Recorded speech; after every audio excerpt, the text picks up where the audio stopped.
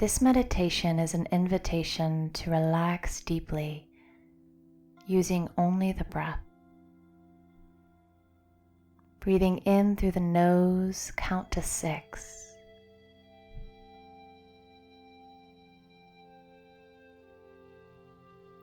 And breathing out, exhaling again, count to 6.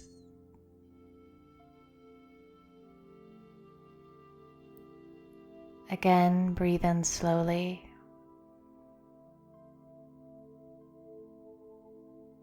And as you exhale this time, allow your relaxation to double as you become twice as relaxed, twice as calm.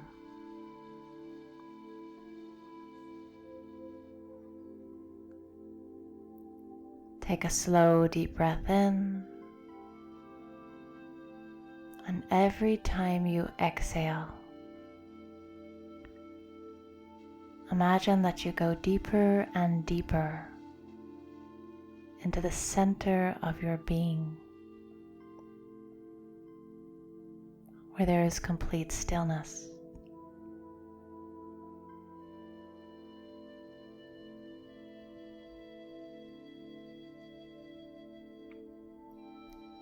Let the breath carry you there, breathing in slowly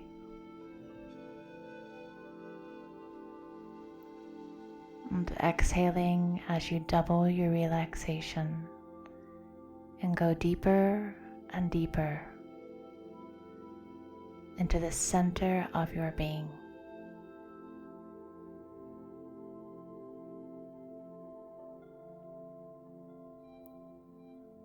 Feeling calm,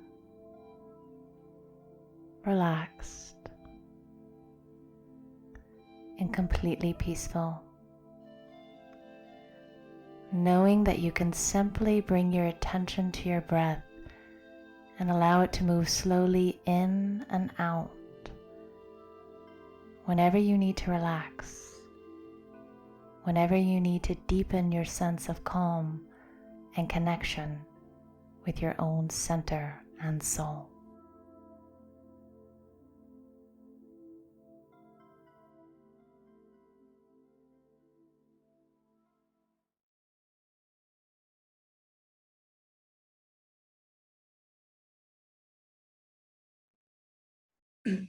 Right, a very warm welcome to everyone who is joining us today for this meditation cafe series.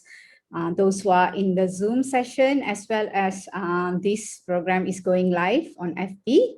So welcome to those audience out there in FB as well, right? And this is such a lovely platform where we talk about spirituality, spiritual wisdom, sharing of life experiences, and meditation as well. So for just a reminder to those who are in the Zoom session, we will mute you for the session, the entire session, but however, you can post your comments, or if you have any questions later during the program regarding the talk, you can leave your questions in the chat box and we will address that at the end. Towards the end of the program, we will get our speaker to respond to that questions as much as possible.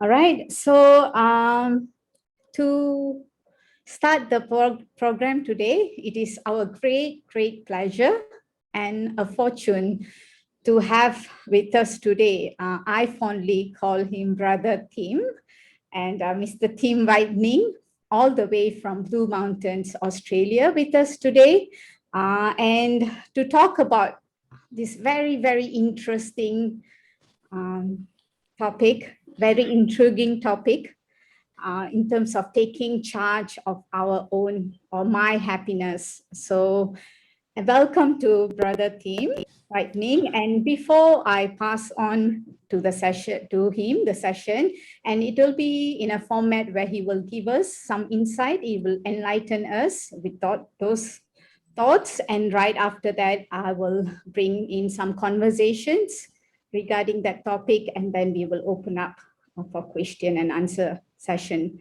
from the audience. So before I pass on to Brother Tim, let me just introduce him a bit. That Brother Tim Whitening has been studying and practicing Raj Yoga meditation with the Brahma Kumaris for the last 22 years. He began his journey in 1999, and over the time, he has taken a very particular interest in the topic of happiness. So that is why we have invited him specially for today's talk, and also in terms of balance and silence. And he has run workshop specifically again on these kind of topics and retreat under the title of Happiness Habit since 2009. So about more than 10 years of experience of running these workshops.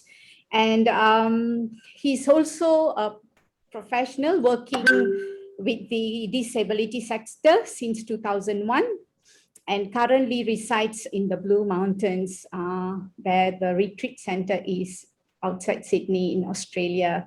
So it is our honor to have you, Brother Tim, and I pass on this session to you. Thank you, Bhamini. Thank you for such a lovely and warm welcome. It's yeah, it's interesting. I think you'll know that we're in lockdown. I said to someone that I'm going to Malaysia, and they were shocked because we're all in lockdown. But then I told them that I'm traveling via Zoom, so they understood. So the topic is one that, yeah, I've come back to. So happiness is something that really sort of launched me on my spiritual journey, my spiritual search, because, you know, something within the soul, we can say, I think each of us have a memory of our greatest time of happiness, and there's almost an appetite for happiness. And we might stop and reflect at times that,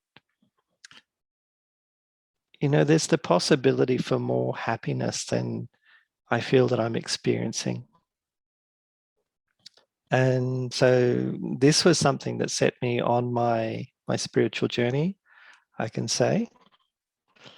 So the topic, the title I chose was Taking Charge of Your Happiness. And I was quite deliberate because when you say that you take charge of something, it implies that, okay, I'm going to be responsible for this. And it's interesting if you play with that a little bit. People who I've spoken to have said that that sounds a little bit heavy, taking charge of my happiness. What if I said looking after your happiness? Do you look after your happiness? You know, or yeah, are you taking care of your happiness? You know, someone was saying, oh, it sounds like you sort of, you know, tucking it into bed or something. But whether we're looking after, whether we're taking care, or whether we're taking charge of our happiness, there is an implication of, let me be responsible for my happiness. And it's something that every human being seeks happiness. It's universal. And so it invites the question of, how can I be one who is responsible for my happiness? How can I take charge of my happiness? Because, yeah, we can easily fall into the trap of having the expectation that the world or people around me should be the ones who are responsible for my happiness. That my family, my friends, even in the workplace, or, you know, that we want, you know, things to happen in such a way that we feel that, you know, I'm happy with how life is. But we know that the way that the world is, particularly at the moment, you know, happiness just based on the way things happen around me isn't always possible. If I just surrender myself to what happens in the world, I'm just going to take on board all the feelings and the mood of the world around me. And I think you'll agree, it's a lot of places it's not particularly happy. So some might even be sitting there and thinking, well, isn't a little bit insensitive? Can't you see what's happening in the world? Can't you see what's going on? And how can you actually think about happiness? There's, it's somehow it feels insensitive.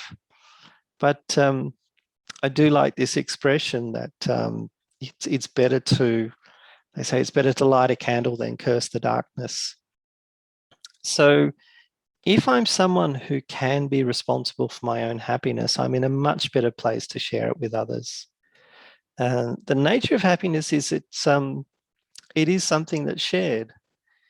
If you think of the quality of peace, it's possible to go off. We saw some lovely footage of sitting on the beach by us, someone by themselves, or you think of going off and having a quiet time by yourself and you think, yeah, I'd be peaceful. But when I think about being happy, personally, I think about the connection that I have with others. So there's something about happiness that has to do with our relationships. And yeah, there's a couple of ways to approach this.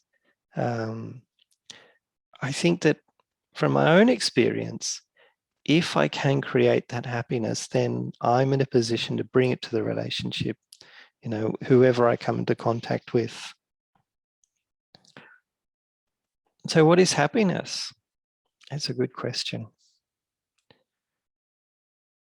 It's something we think about, but from my own experience, I would say that happiness is a feeling.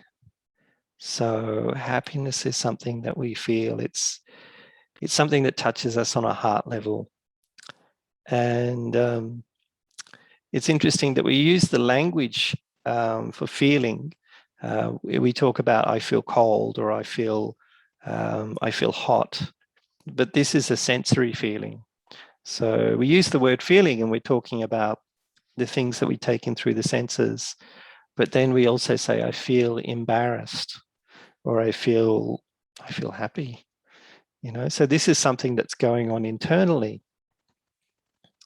So I think sometimes there can be a bit of confusion if we're very used to working on an external basis, that happiness is something that comes from the outside. Perhaps we're confusing, and I think sometimes people confuse happiness with pleasure. So pleasure is typically something that will come to us through the senses. So if we hear some beautiful music, we heard some lovely sounds that took us to the jungle or what have you. If we see some beautiful scenery, I'm very blessed where I am because we're just outside of Sydney by maybe an hour and a half. And it's wilderness. It's very, very beautiful, and the skies are very blue at the moment. So yeah, there's pleasure and there's also happiness there. The thing with pleasure, though, a little bit of chocolate is pleasant, but it doesn't mean that if I eat a lot of chocolate, that's going to be, that's going to increase my happiness a lot more. It's interesting with sensory things in terms of pleasure, that things that are pleasant to begin with, when they're taken to the extreme, they become really, really uncomfortable. So, and this is, it's the nature of addiction, actually, that we get caught up in things that bring us pleasure and we go back to them again and again. But then what we get from them diminishes in terms of the sense of satisfaction, the sense of fulfillment. And so we increase the intake. So, whether it's chocolate, whether it's shopping, whether it's, spending time watching the internet, all these different things that we can do. And there's obviously more extreme addictions that people get into, all in the search of happiness. I feel that happiness is, as I said, it's a feeling, so it's a spiritual concern. So, because who am I? I'm the one that feels. Yeah. So happiness has a lot more to do with not what I have, but more to do with who I am. So very much there's a physical or a material consciousness in the world. And this is where most people tend to operate from, because they think of themselves as physical beings.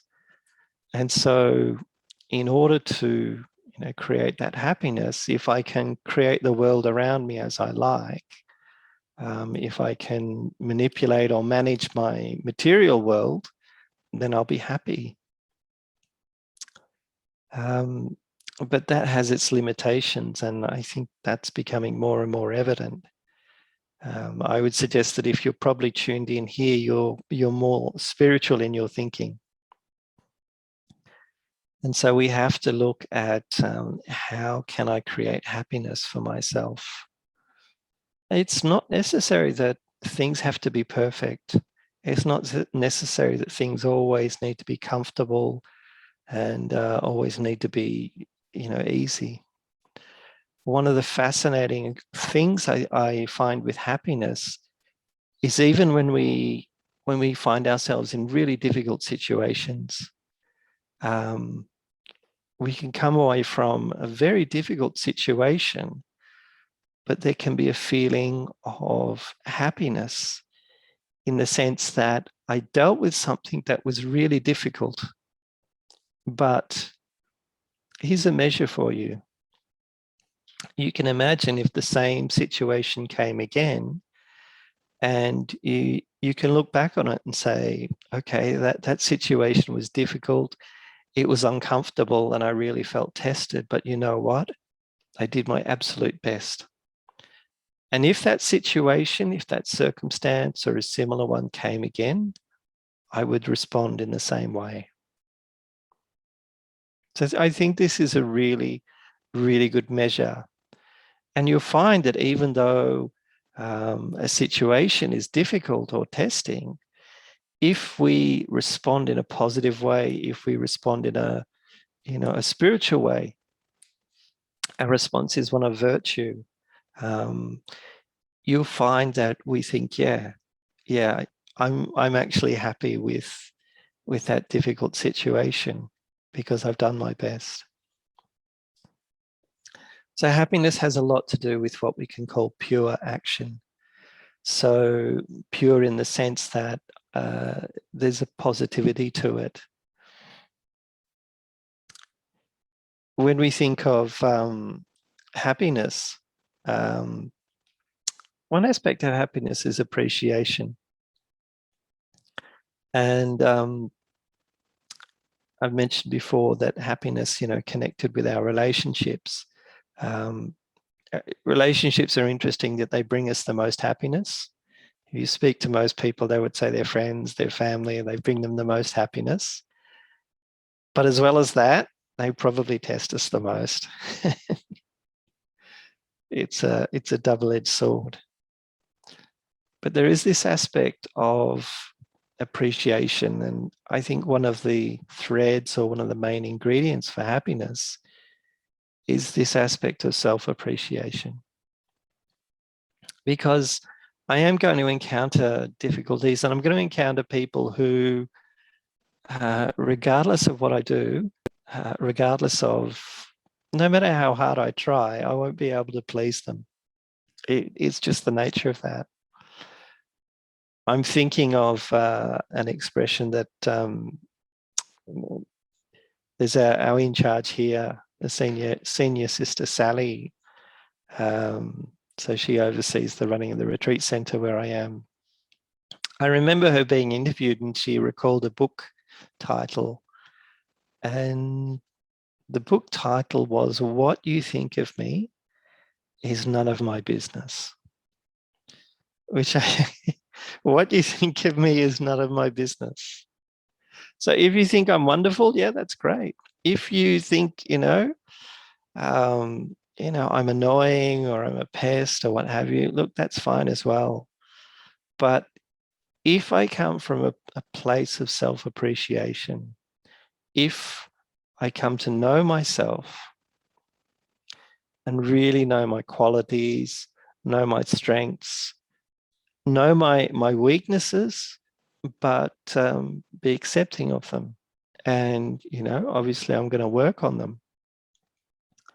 So, the aspect of appreciation is when, it's an economic term. Sometimes it's used in economic. When you buy a house, you have the hope that the house will increase in value, and they say this is that it appreciates. And I think this also applies to the self in terms of when we recognize our own value, when we recognize our own worth, when we recognize our original character. The result of that is that, there's this self-appreciation, and I think there's a self-respect with that as well. So it's not uncommon to have that wish for happiness, but I think there's also the wisdom for happiness. Wishing for happiness, I think it's a bit like sort of crossing your fingers and just hoping that it'll all turn out. Okay, everyone, let's be happy. It's not as easy or simple as that. I think we need to really understand, the depth of happiness. And I've mentioned this idea of performing pure actions. Typically, happiness comes from our actions. And for those who know the Hindi phrase karma literally means actions. And so if you want to experience happiness, it comes from what we do in terms of how we use our time, how we use our energy, how we look after our relationships, how we look after, our resources. And so if we manage our life in such a way that we value these things and we use them well, there is that increase in value, that appreciation. But I find as well, when it comes to happiness, or when it comes to my actions, it's not just it might be that I help someone, it might be that I do something creative, it might be that I spent the day well and I come away and I think, you know what, that was really productive. I made the most of today and I've really I feel like, yep, I put some runs on the board. I can say today was a successful day. One thing that I've been underlining to myself is what I do is not just showing the people around me the kind of person that I am, but it's actually a demonstration to myself. This is the kind of person that I am. Yeah. Let's just take a moment and think about that. We might do something. We're probably used to doing something and calculating that if I do this, there'll be a good outcome and I'll be happy with that. And maybe I'll win some praise. Maybe I'll, people in the workplace, people in the family, they'll be happy that, with my cooperation or my input.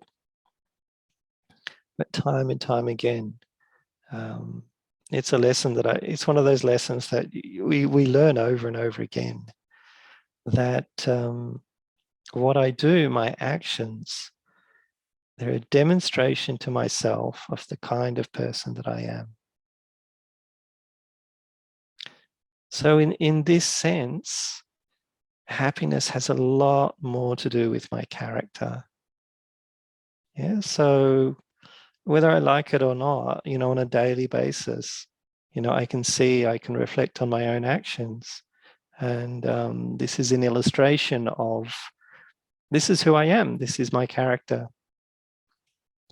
So it's really, really good to have a part of our routine, to have that practice, have some time aside and create this practice of reflecting and just seeing where, we have done things that have brought positivity or an improvement, or have been somehow a gift to others. And, obviously there's also those times when perhaps we haven't done as well as we'd like to, but just taking note of that and saying, okay, this is where I can improve.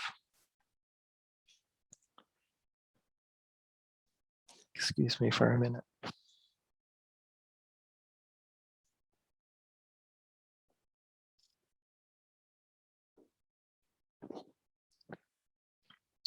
So looking after our happiness, taking charge of our happiness. It's good to also take note of those times when we lose our happiness, or where do we lose our happiness? I think one of the big leakages is actually comparison. And it's so much part of the world that we live in. We're all inundated in this culture of media, this culture of social media. And it's really, really easy to get caught up in that and comparing ourselves with other people. And we lose track of ourselves. We, the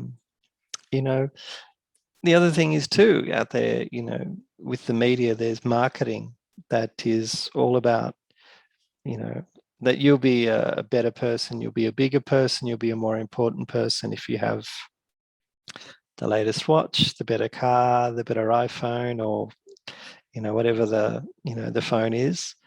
All of these things, and it's always accompanied by these pictures of bright, happy, shiny people. And so there's a very, very clear message that happiness has a lot to do with what I have rather than who I am. And so it's really easy to be drawn into that. I think it takes more attention, it takes more care. It takes more effort and attention to actually look at my character. And I'd have to say over the years as well, in terms of my own experience, that as I said, happiness was something that really sent me on a spiritual path. And I think I've understood a lot more about happiness over the time, and also come to appreciate and understand myself a lot more.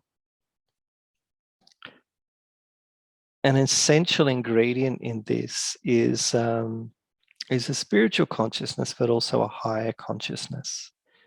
I think it was Einstein who said that we won't be able to solve the problems we create with the same thinking that created them, or something like that. Basically saying that, if we're thinking at a particular level or vibration, and that's created a problem, and we expect we'll be able to change things with that level of attention or that vibration, no, we'll be stuck there. So we have to consider, how can we raise our awareness, raise our consciousness, raise our vibration? And so the language is about raising, about moving up. And in a spiritual context, if we look to the highest consciousness, we would have to ask, whose mind entertains the highest consciousness? Is there such a being? Is there someone who thinks in such a way that there is no negativity, that there's no shadow, that the mind is always in such a state of light and brightness? And from my own experience and my own understanding is that this is the connection with the Supreme Soul, with God. And I really think that what that one wants most of all is for all of us to be happy. But that can only come from performing the kind of actions that are going to bring about happiness. So, yeah, we need to be able to recognize our own negativity, recognize our own faults, and be able to put a full stop to those and be able to step up. Because I think we kind of have a romantic attraction with sorrow. If you look in your song list, how many songs are there in your playlist that are actually about happiness? There's probably not that many, but there's so many songs about broken hearts. There's so many songs about how sad I'm feeling and how blue I am. It's interesting that there's an attraction there. So I think we have to recognize when we're being charmed by, those feelings of sorrow, and saying, you know what, I'm not going to be drawn into this. I'm taking charge of my happiness. I'm going to stay in the light. I'm going to stay in that positivity. I'm going to stay in that higher vibration. And then in turn, I can be one who brings that to others. So I hope you followed my thread. I feel like I've jumped around a bit. But I think this is probably a nice time to call Barmani back to the microphone. So there's a few ideas there. There's a bit of food for thought. Maybe you can offer some questions or... Yes, I picked up a very interesting point of views. You had a beautiful perspective on taking charge of our happiness, right? So the question is, how do I recognize, like taking charge or taking care of my happiness? You put that lovely in that term. But so how do I know I have not been taking care so that I can take care of it? Like health-wise, we will recognize, we will go for a health checkup, and then we will recognize we have not been, something is wrong. So for people out there, how do they recognize? Because things has been like in a roller coaster, everybody's going like, how do they recognize? Because I believe it's a great power, but then to know that I've lost that power, I'm not in charge anymore. Yeah. No, you alluded to it. You spoke about the roller coaster. So one of the things I'll find is that my mood changes a lot. Yeah. So there will be those times. It's not that life will be completely miserable, but there will be those times when, I feel really, really happy, but, it might be in a very short while that the happiness disappears really quickly and I feel really low. I'll probably find that I'm using a lot of energy and a lot of attention looking externally for it. So I look, try and fill my life with, a lot of things that stimulate me or bring that happiness. The contrast, or, perhaps the opposite, is when there's a little bit more internal balance. And the thing that I find is through the practice of meditation that I follow, every time I sit for meditation and I become a little bit quieter, it's like I'm putting a little bit more. What comes to mind is ballast. So this has to do with if you have a ship, and the ship needs a weight in the bottom that will stop it from rocking too much. And so what sits in the hull and the bottom of the ship is what's called ballast. And so whenever I sit for meditation, I feel like that I'm a little bit more centered, I'm a little bit more balanced. And no matter what comes to try and sort of rock me from one side to the other, I feel over the years I've become less and less prone to that. So I'm not as influenced by things externally. I'm a lot more centered myself. So you did mention early on that I have an interest in this this topic of balance. So yeah, maybe there's a strong connection there. So a balanced life, it doesn't sound so exciting, but there's a really, really lovely sense of stability, and it's a bit more like cruising. So it's not the wild extremes of happiness.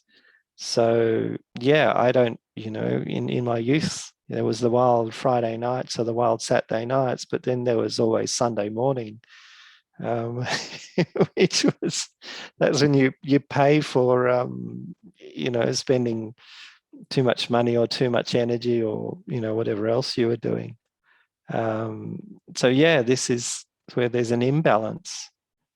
Um, Hopefully has that answered your question? Yes, yes, because you mentioned about, again, the change of moods. Perhaps there are more signs as well that to know that I didn't take care of my happiness. Yeah. And also you mentioned the double-edged sword, the relationships. That's the next question I'm coming into, that how do we keep that balance? Because you talked about the balance. How do we strike a balance when in relationship? It could be family, it could be friends, that I am actually not pulled by the pain of others. Mm. Yep. Why? Also, not sometimes people are not happy to see you happy. So how do you strike that balance so that, again, the happiness becomes a gift rather than a point of pain for someone else? So am I responsible to that? Because people sometimes say, oh, there's so much going on, and why are you happy? Mm. How do you I think balance there? it's interesting. I think it's always going to be the case that the closer the relationship, the more pull it will have on us. If someone passes you in traffic and maybe, that you were blocking the way, they might wind down their window and they'll yell at you, blah, blah, blah. That's it, For all of my lifetime, that might be the only time I see that angry driver. So I can just say, have a nice day. Yeah, I wish you a wonderful life. Whereas if it's a family member or if it's a friend, we've invested a lot in that relationship. There's a lot of energy, so it's going to have a much greater pull on us.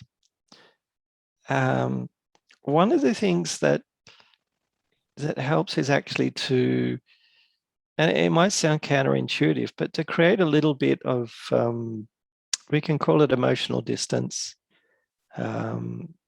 Yeah, the language that used is the word detached, which sounds quite cold. But what it means is that emotionally I can stand on my own 2 feet. Yeah. When I'm really, really tied up with someone, and you can imagine a piece of string or a rope, if you're tied to someone, when they move in one direction, you move in that direction as well. Yeah. So in terms of emotions, in terms of feelings, if they move in a happy direction, that's fine. You get pulled along.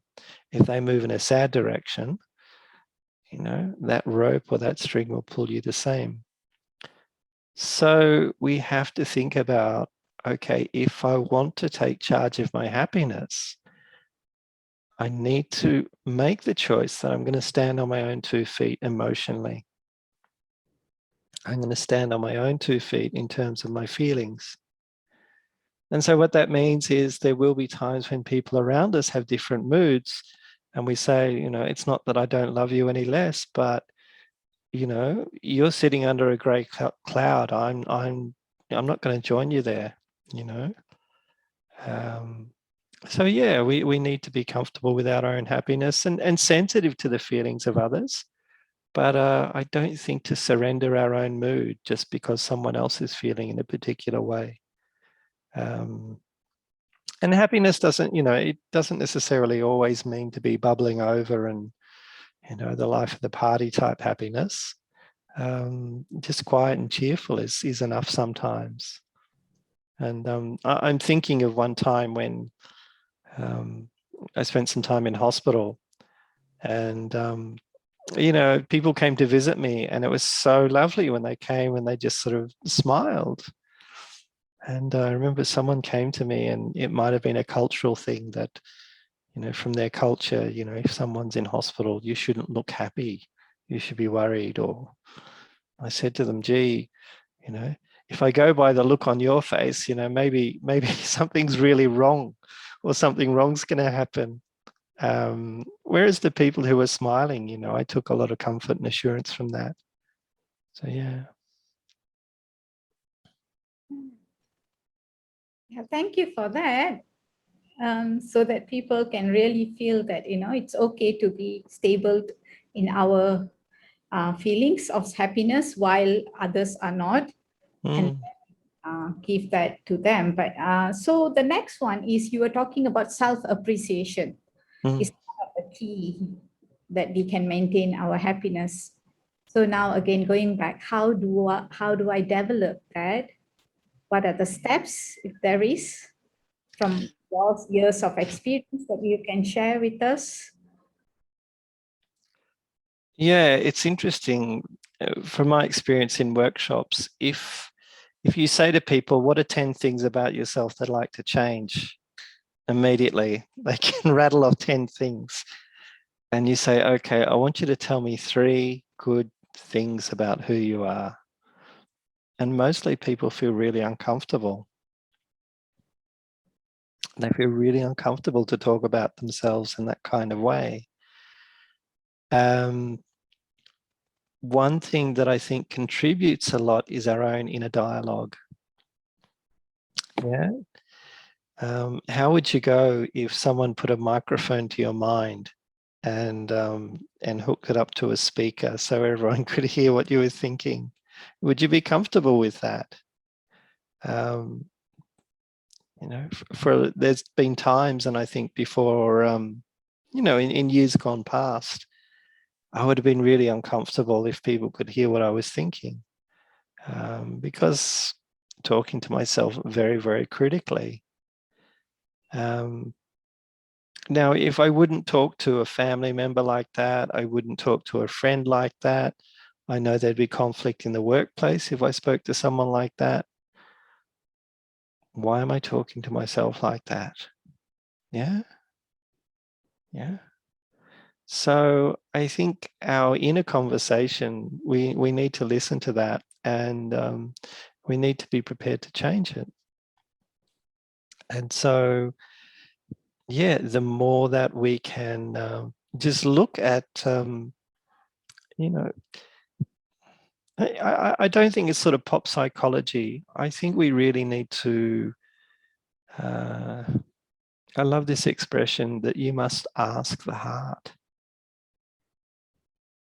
If you dig really deeply and you ask yourself, what is your heart's desire? What is it that you want most for yourself or people in the world around you?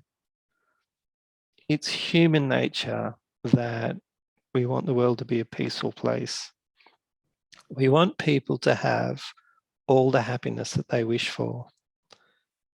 Yeah. I remember living with someone, and this is one of their personal mantras.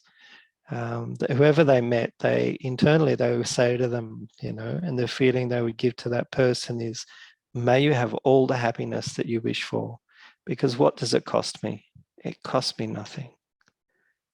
So rather than listening to the chatter of a negative mind, I think dig deep and check your heart, and you'll find that there is something.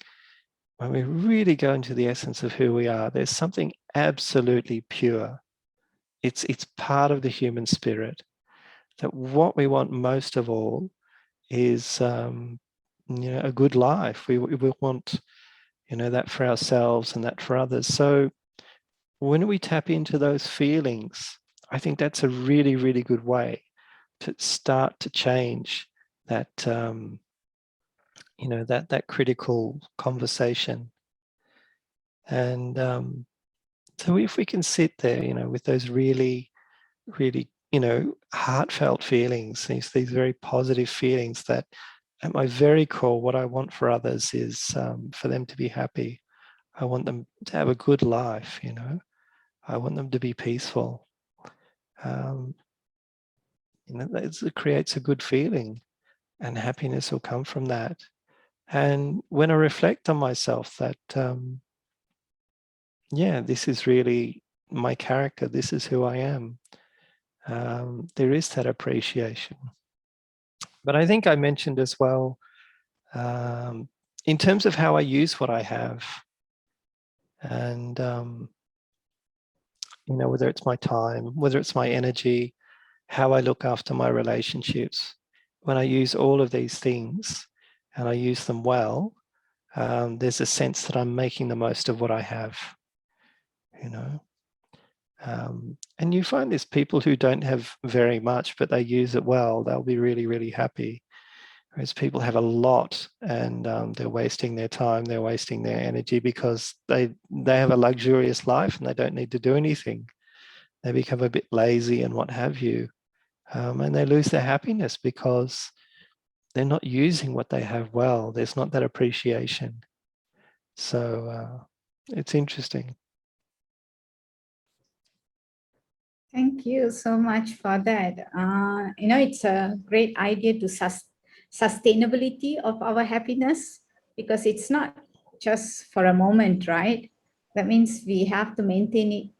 It's part of us means. So how did you benefit from meditation? Because you were talking about the higher power. Mm. How does, so how is that connected, and how did you develop that? Yeah, I found myself in a place where I just wasn't happy. That's really what set me off. And um, just understanding the shortcomings of relationships and jobs and all these other things, and you know, that we try and seek happiness through. And I just thought, right, I've got to get my thinking right. Unless, you know, our thoughts are the seed of everything we do. And it just occurred to me, unless my thinking was in order, of, you know, the right kind and quality, I couldn't imagine that things would improve from there. And the other thing as well is that I really thought that it's not something I could do, you know, every couple of weeks or once a month. You know, I thought if I really want to make that change, this is something I need to do daily, every day. And that's what I've done for the last 20 something years. It's a bit like if you want to learn an instrument, if you really want to learn an instrument and do it well, you would do practice every day. Practice every day. If you practice once a month, every couple of months, you're just not going to develop that skill and that strength. So I think a regular practice of meditation helps, and we're in a much better state to actually steer our mind in the direction that we want. So one thing is a practice of meditation, but then also there's a study as well that I follow. And I think most people, obviously there'll be a connection through the what they're tuned into. And there's this, you know, centers across Malaysia. If we want to change our thinking, we need a different kind of understanding, spiritual knowledge. And so when there's that that understanding, that knowledge to draw upon, this can change my thinking. If I'm just feeding my or fueling my mind with all the thinking that's happening on a worldly level, or you know, what's out there in the media, you can see what's out there and you can see the messages that come through the media. Personally, I don't find them very positive. So I know if I just take in that diet of you know, worry and fear, it's going to create particular feelings that I don't want. So I need to be discerning. I need to be choosy about what do I take in. And yeah, so through the practice of meditation and through a spiritual study, becoming a lot more aware of what I'm thinking. And lifting my thinking or improving my thinking. I mentioned about the higher mind, and a higher level of thinking.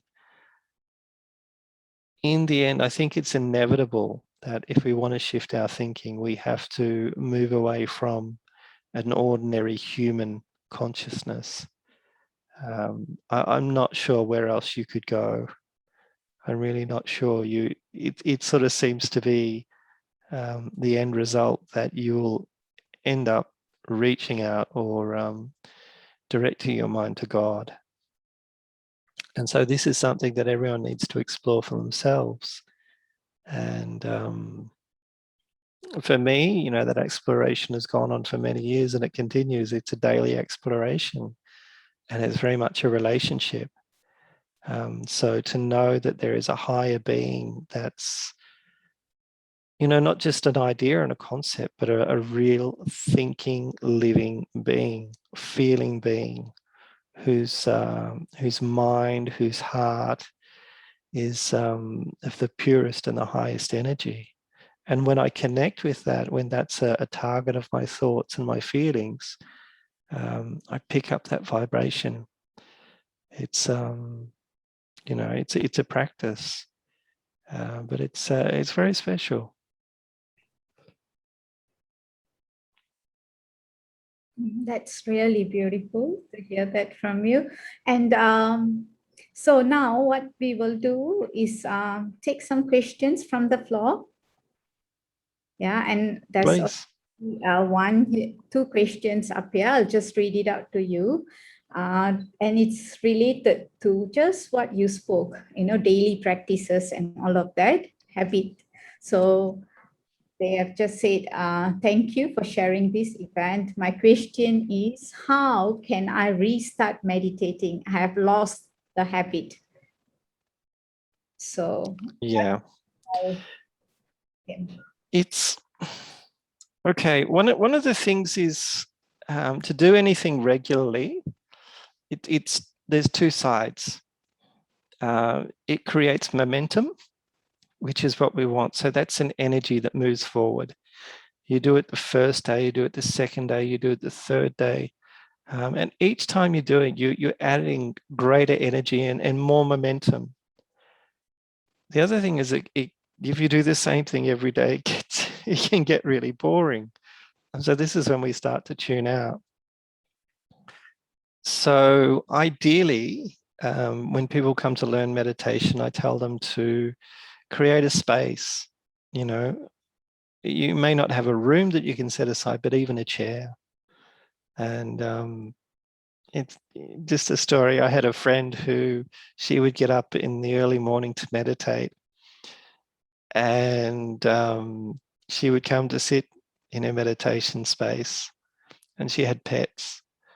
The dog would come and sit on one side, and the cat would come and sit on the other. So I'm not sure if the pets meditate, but I know our pets are very sensitive to how their owners are feeling. Now, what would happen if she slept in is that she would get a scratch on the bedroom door. The animals, the dog and the cat, saying, come on, because they obviously enjoyed those feelings. So one is to create a place, and I think to create a set time, and don't, I think just 10 or 15 minutes is good to begin with. And it's always good to start with an intention or something that inspires you.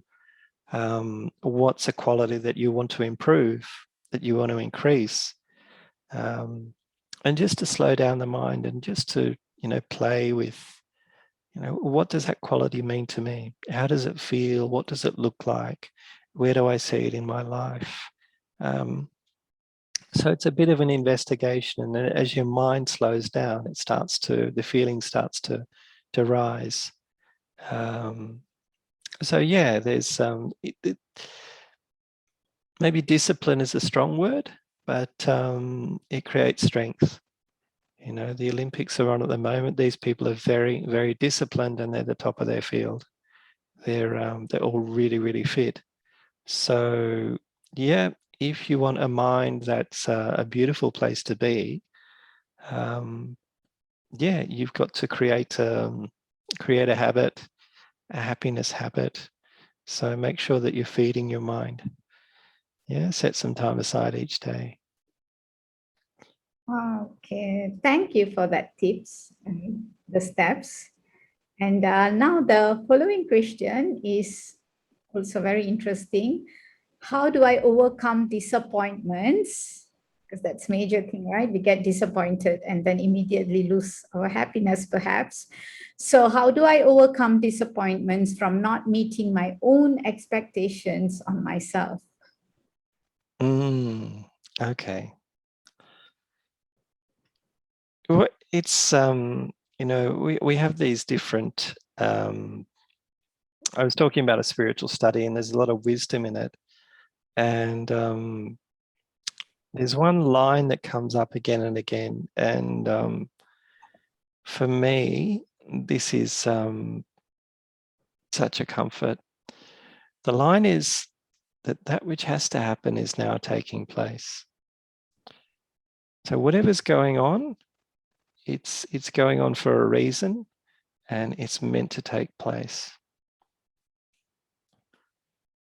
So when I look at what's happening around me, when I even look at my own actions, I suppose we're very used to operating from what I call a deficit mindset. So a deficit is about minus. And so the thing is that if I start from a place and I start subtracting, I didn't do this, I could have done that better, this didn't work out, that wasn't the best, minus, minus, minus, minus. And there's this feeling, we come away with a feeling that we've lost something, that something was missing, that, it was incomplete.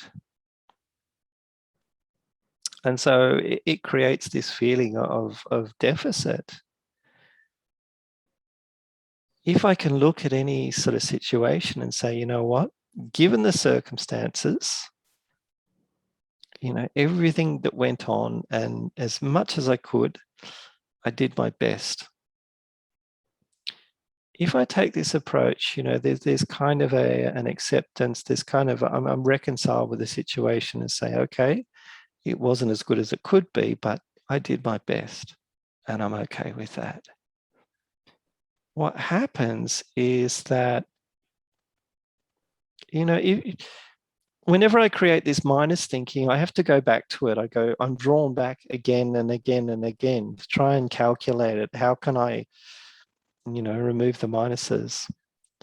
The only way I can remove the minuses is actually seeing what was positive, what was good.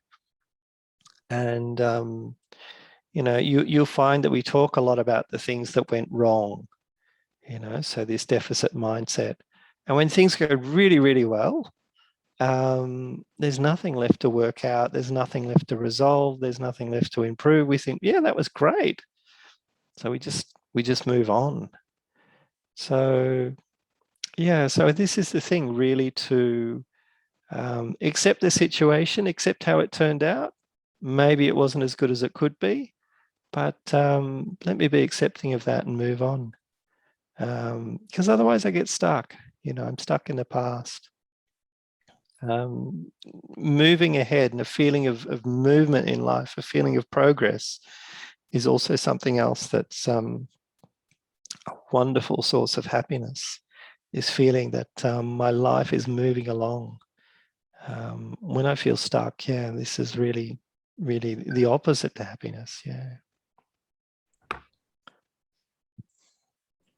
Right. Harmony? There are more questions. We can take few more questions. You can just put in the chat box.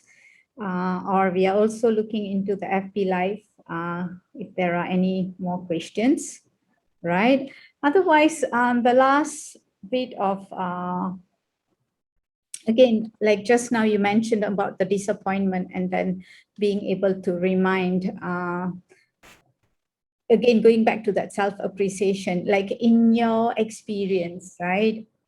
Meditation is one thing that you do in daily practice, but how do you know that this has worked for you? Like, it's working. I can maintain my happiness. How do you sense it in a daily life, like in a practical circumstances? It's not to say that it's not to say that tests don't come. Big things come up. But the thing that I found, one of the things that I found is, before I was talking about those relationships that we invest a lot in, and we get drawn into them. I found that there have been times when it's almost magnetic. You're drawn in and you think quite negatively about a situation or a person.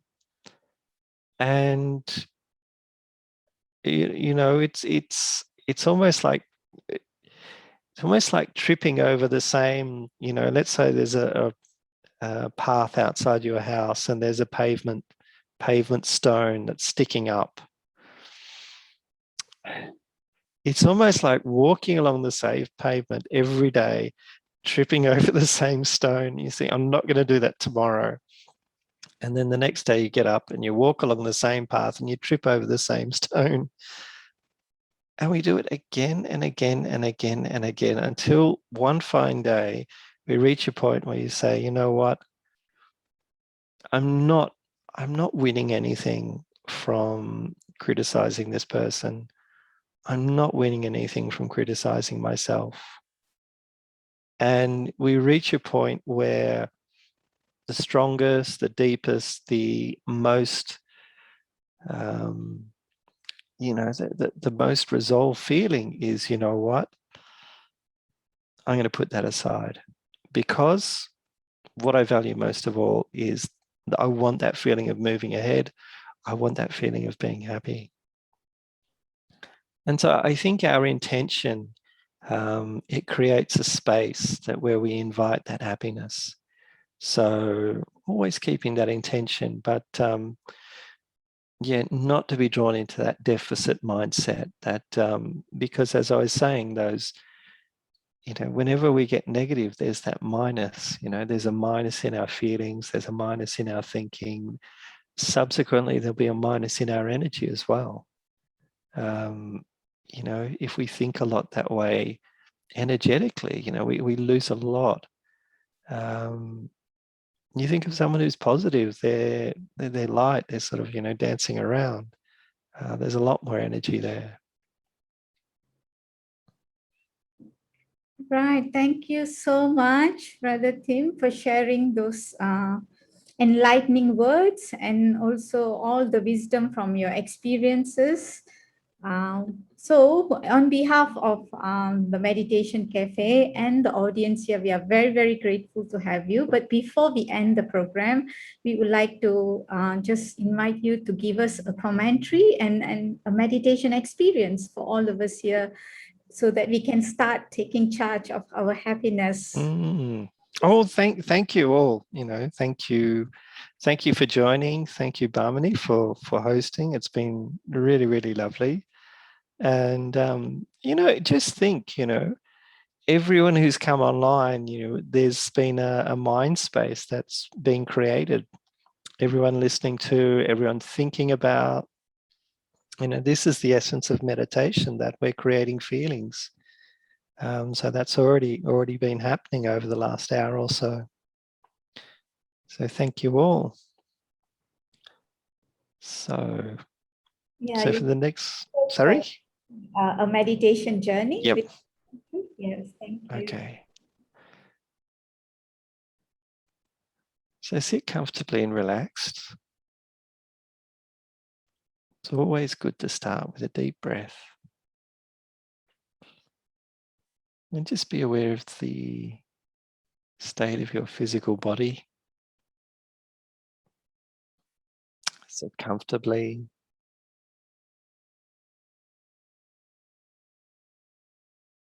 And just bring yourself, your body, to a state of ease.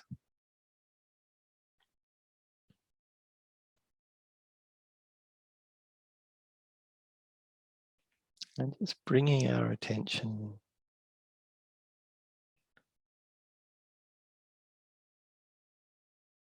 to the here and now.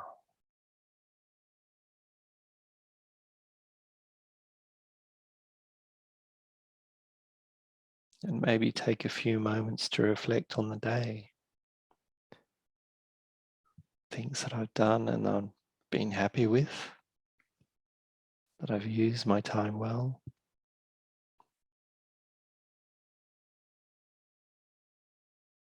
And maybe also times throughout the day when I was drawn into a lower mindset, but that's okay.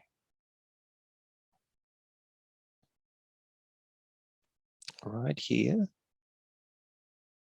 right now, this is the only place that I need to be.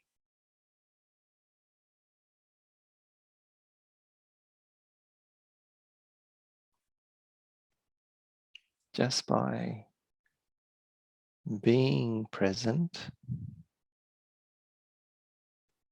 and being in the awareness of myself as that thinking, feeling being.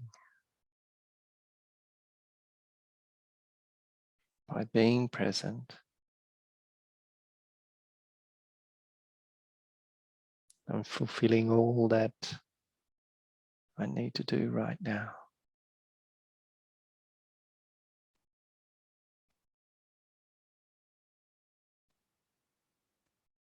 And being at peace, being at ease with myself.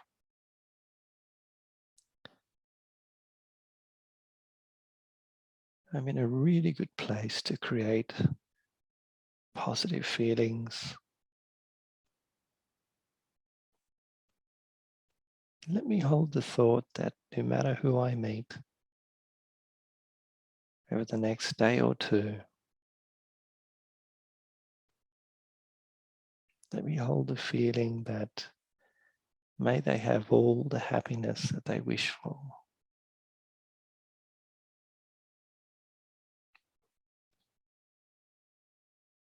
May they have all the happiness that they wish for.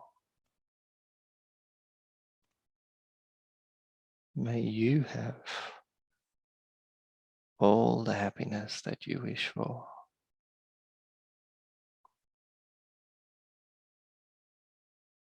And by creating this thought, creating this energy,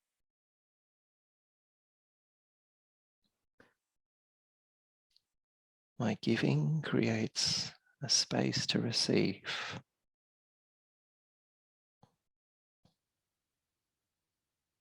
My giving of happiness, like a cup that's overflowing, creates a space for me to receive happiness. I don't need to look for it. I don't need to measure it. If I give naturally, without seeking, it will come back to me.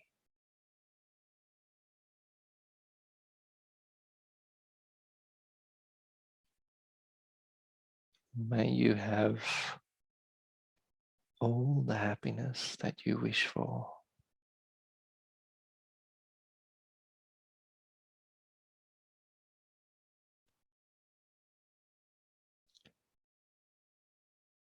Om Shanti. Om, I am Shanti, a being of peace.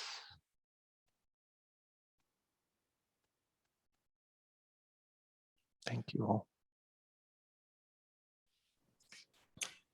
Thank you so much. And thank you for all those who are watching out there and in FB Live and those who are with us today. Just to wrap up, it was a beautiful session we had with Brother Tim Whiting, and he covered on the aspect of happiness being our internal state.